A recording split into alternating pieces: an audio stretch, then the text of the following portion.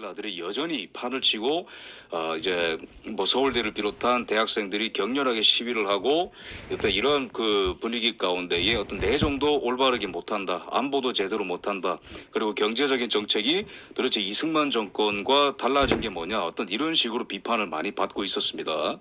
그런데 이러한 민주당이 나는 혁신하겠다, 개혁하겠다 말은 많이 했지만은 실질적으로 법을 뭐 바꾸고 이런 행위들은 있었는데 무엇인가 나아지진 않았어요.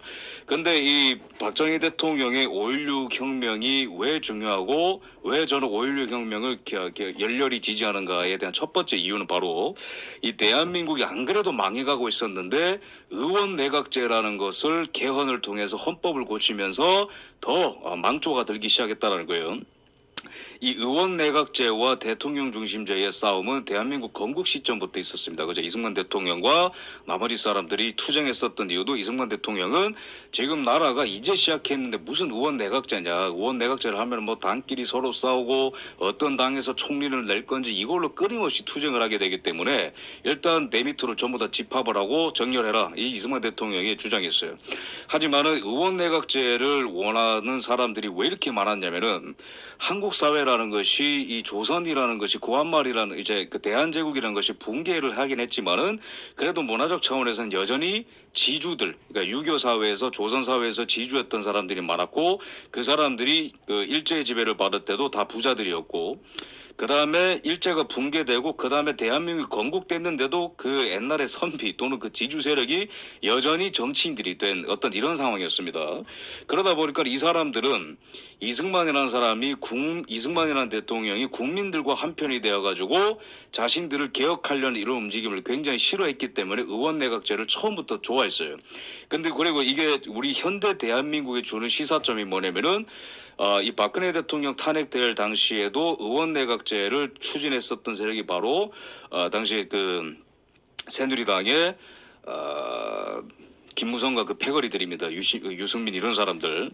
근데 이제 우리나라는 태생적으로 귀족 중심적으로 자신들의 기득권을 지키려는 사람들이 계속 있어 왔던 이제 그런 나라라고 보시면 됩니다.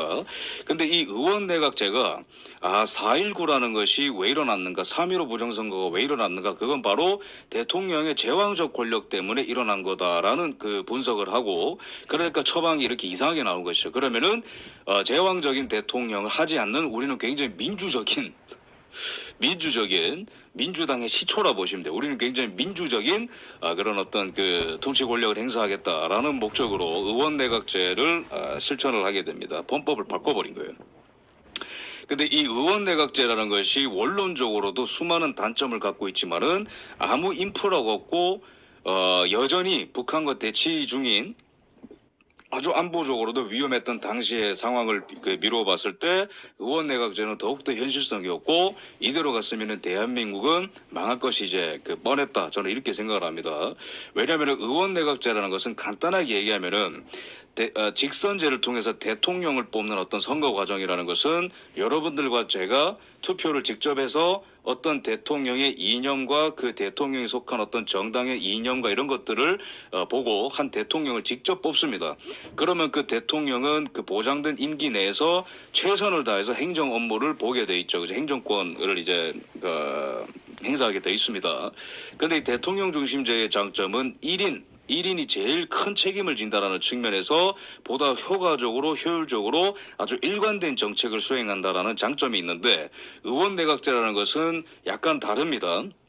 총리라는 개념을 여러분들이 다 아시다시피 이 선거를 통해 가지고 국회의원이 된 사람들이 정당을 만들고 그 정당이 투표를 해가지고 또 총리를 뽑는 이런 사태죠. 근데 이게 왜 문제냐면은 한 정당이, 그러니까 일본 같은 게 제일 이제 그 자민당이 제 대표적인 예인데 한 정당이 그냥 과반 의석을 확보하면은 총리가 계속 그 당에서 선출이 됩니다.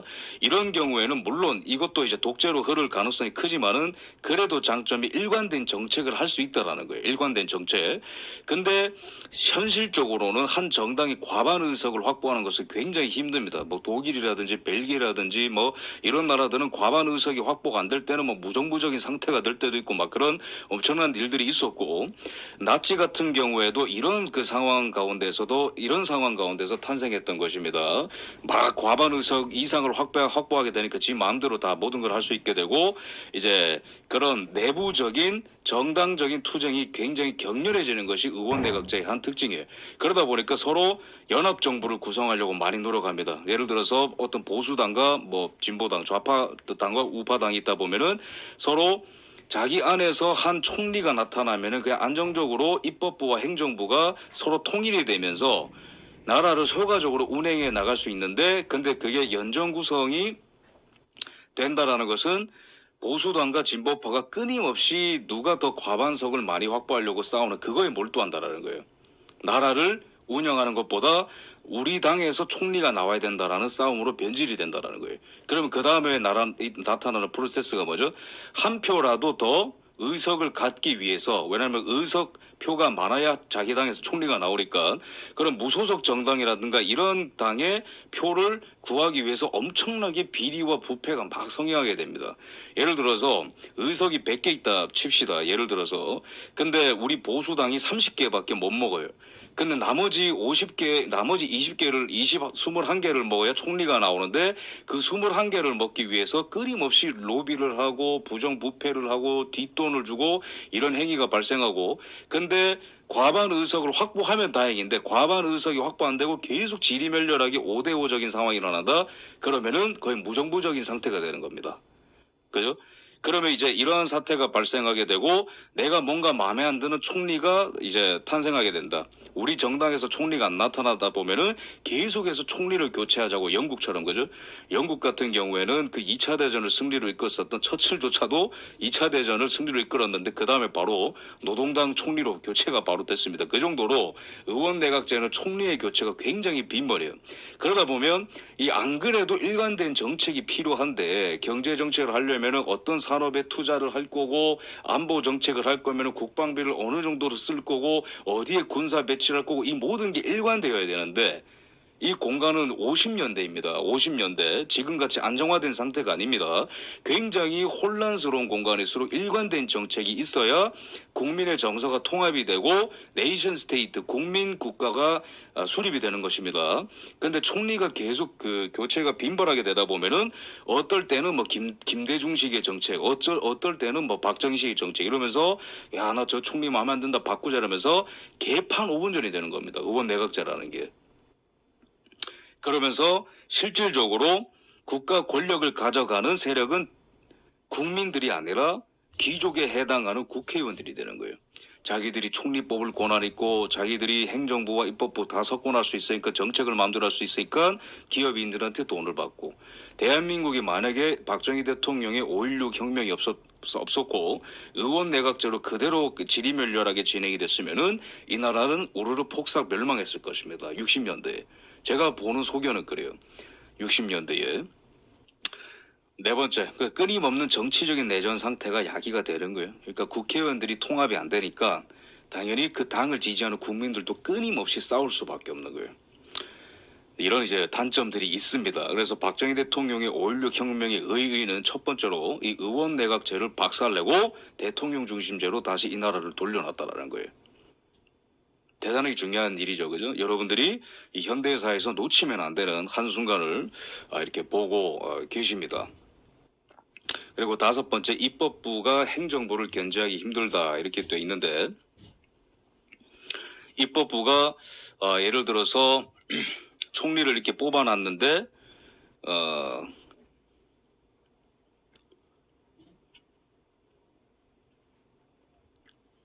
요걸 일단 넘어가고 이따가 박정희 대통령의 네이션 빌딩 거기서 말씀을 드리겠습니다. 이 얘기가 초반부터 길어질까 봐.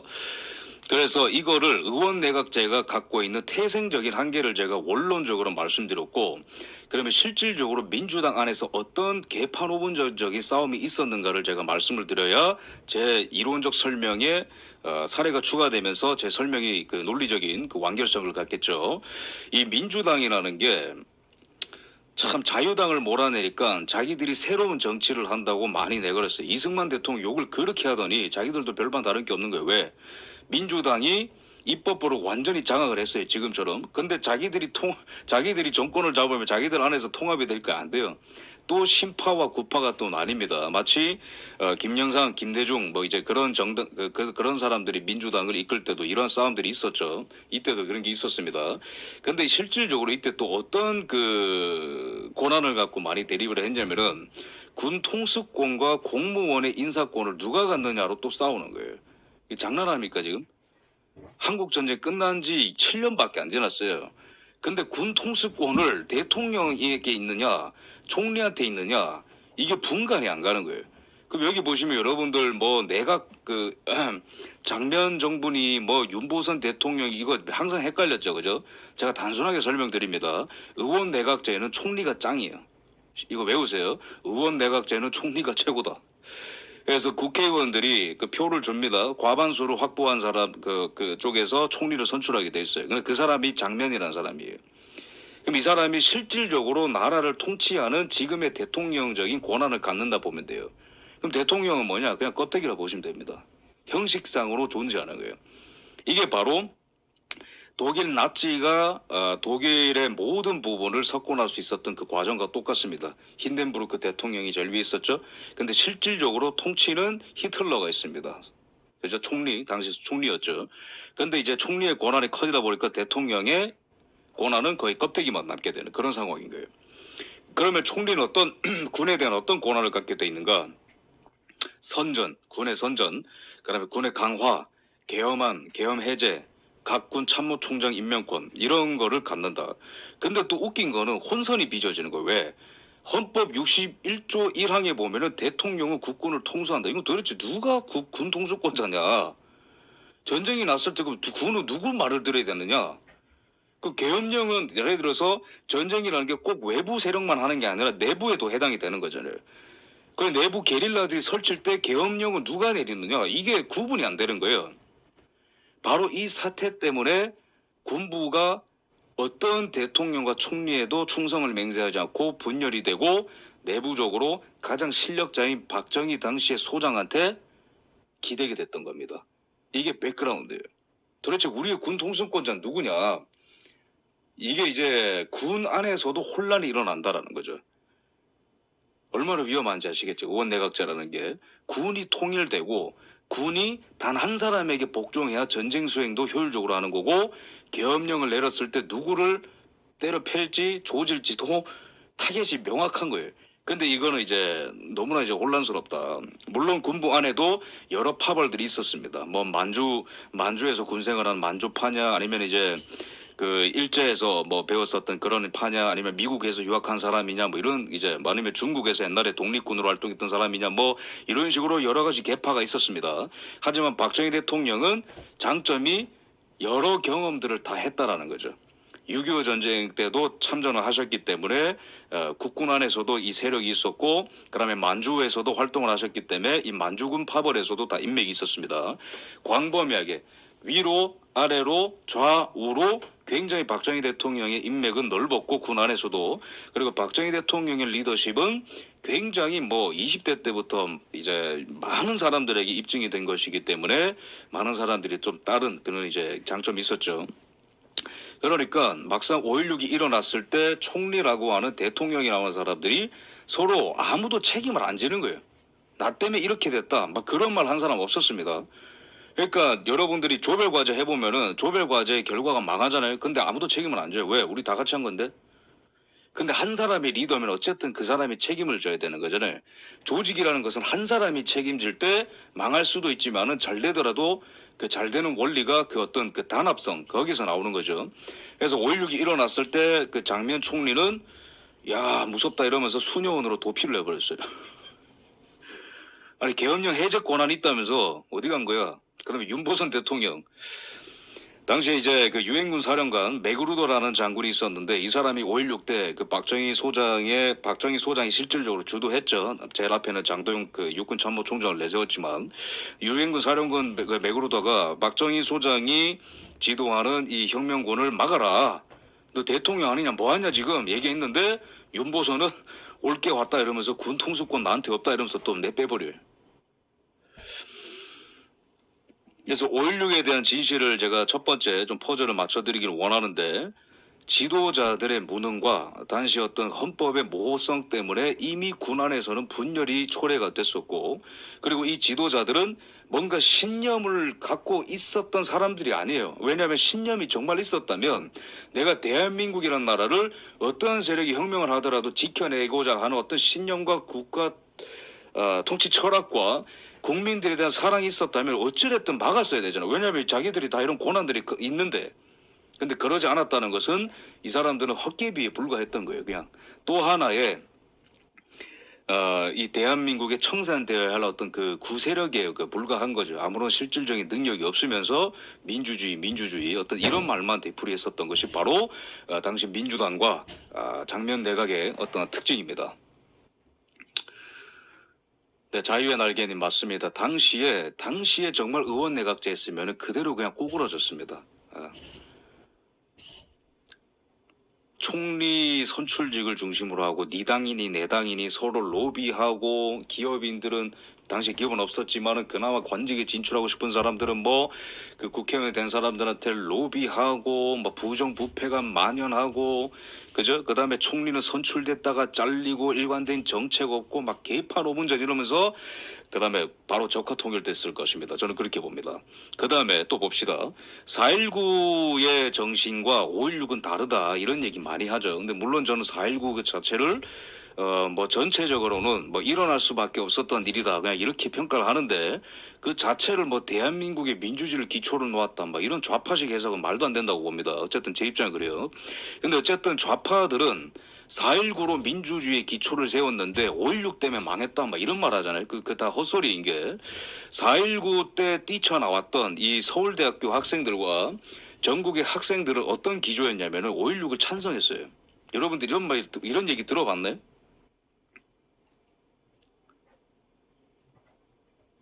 4.19를 주도했었던 서울대 학생들조차도 5.16을 지지했다고요.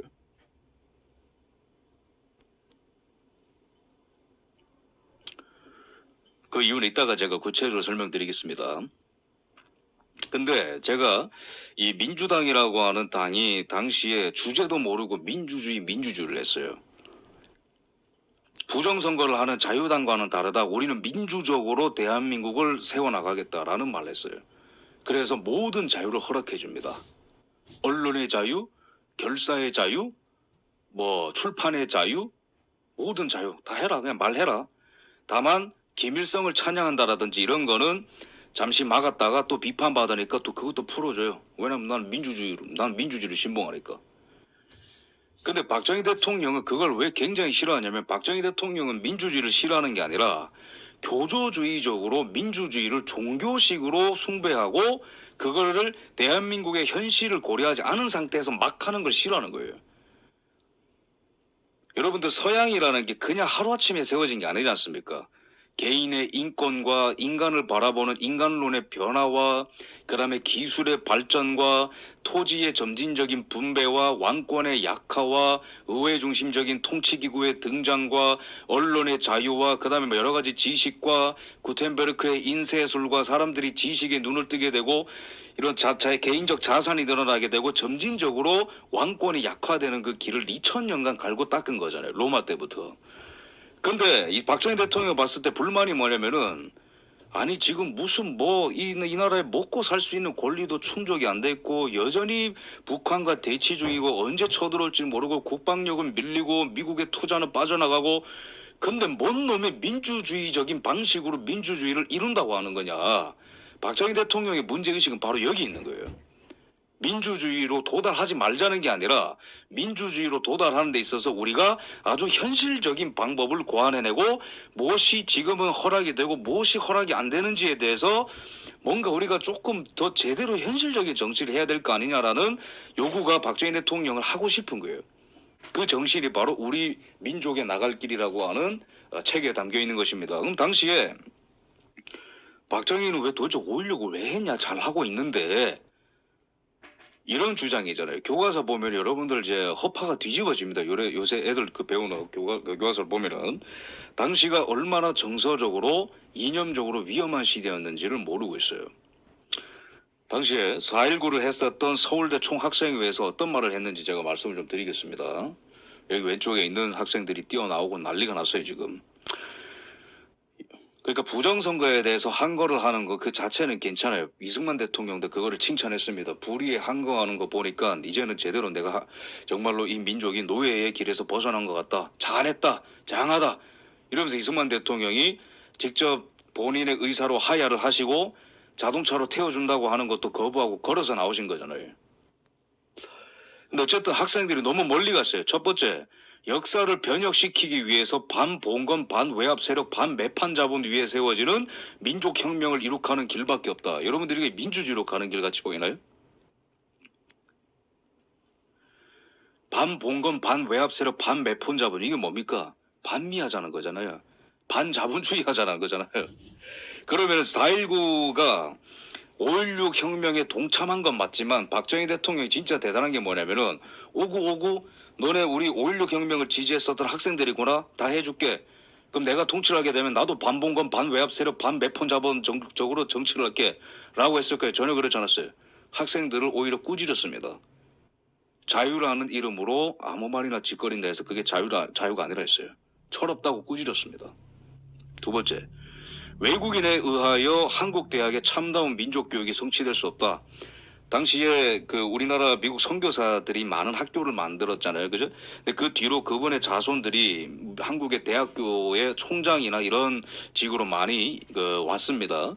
그런데 미국인들이 한국 대학교들의 총장으로 어떤 이제 부임을 한다는 것 자체에 또 반대라는 거예요. 외국인에 의하여 한국 대학의 참다운 민족 교육이 성취될 수 없다. 백인이면 민족 교육이 안 되나요? 이 정도로 급진적이었다는 거예요. 4.19라는 게 학생들 사이에서. 경제적 예속화와 내정 간섭을 중단한다 이러면서 당시 제2공화국 그러니까 장면 내각이 추진했었던 한미경제협정 체결을 반대했습니다. 근데 이거는 한미경제협정 제대로 했네 이거 아닙니다. 그냥 이제 미국이 하자는 거 그냥 이제 끌려다닌 겁니다. 구체적인 계획 없어요. 4번 가자 북으로 오란 남으로 이게 제일 위험한 거예요. 그러니까 자유당뿐만 아니라 민주당에 대해서도 환멸을 느꼈습니다. 당시에 학생들이. 그러다 보니까 야 이거 뭐 정당성도 없고 뭐 제대로 정치도 못하고 그럴 바에 북한은 평화롭고 잘 살기도 하고 김일성 밑에서 다 통합이 된다는데 그리고 민족주의적으로 나라가 빌딩이 된다고 하는데 차라리 북한이랑 하나가 되자 이런 얘기들을 했어요. 학생들이. 남북 학생 대표자 회의를 판문점에서 열자 막 이런 얘기들이 나오던 때인데 당시에 윤보선 대통령과 장면 총리는 정신 못 차리고 언론의 자유라는 이름으로 이런 말도 할 수 있어야 된다고 다 보장을 해줬어요. 민주적으로 전체주의적인 결론으로 얼마든지 도달할 수 있다는 게 바로 히틀러와 스탈린이 보여준 기술입니다. 레닌과 히틀러의 공통점은 인민의 동의에 따라서 전체주의를 만들었다는 공통점이 있어요. 니들 하고 싶은 거 다 해라. 니들이 원하는 거 다 줄게 라는 선동으로 사람들을 전부 다 현혹을 시켜버렸습니다.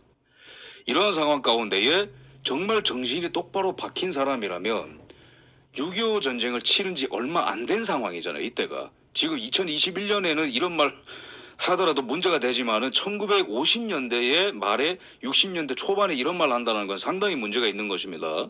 그러다 보니까 6.25 전쟁을 했었던 군 장교들이 한 거를 안 할 수가 없는 거예요. 야 이거는 이대로 가다 망한다. 그죠? 그래서 이런 문제 의식